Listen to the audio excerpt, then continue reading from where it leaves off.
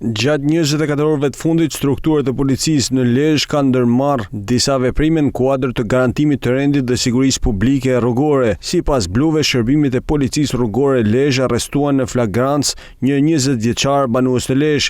Sipas të dhënave, me datën 21/3/2026 në aksin rrugor Lezhë-Shëngjin, ai ka humbur kontrollin mbi automjetin që drejtonte, duke u përplasur me një shtyllë elektrike. Si pasojë e aksidentit, mbeten të dëmtuar drejtuesi i mjetit dhe një i mitur që ndodhen në automjet, të cilët aktualisht ndodhen në spital nën kujdesin e mjekëve.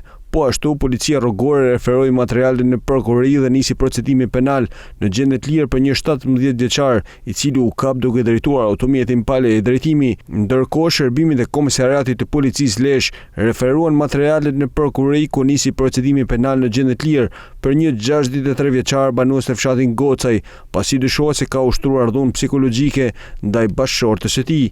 Ky afundit është pajisur me urdhër mbrojtje të menjëhershme.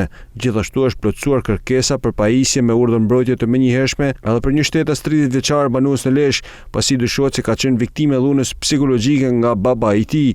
Një tjetër ngjarje e ndodhur me datën 22/3/2026 rreth orës 9:30 në fshatin Tresh në Lezhë, ku është gjetur i pajet në omborrin e banesës së tij, i dyshuar i vetë varur një 55 vjeçar. Për të gjitha rastet materiale procedurale janë referuar prokurorisë pranë gjykatës së shkallës parë të jurisdiksionit përgjithshëm në Lezhë për veprime të mëtejshme.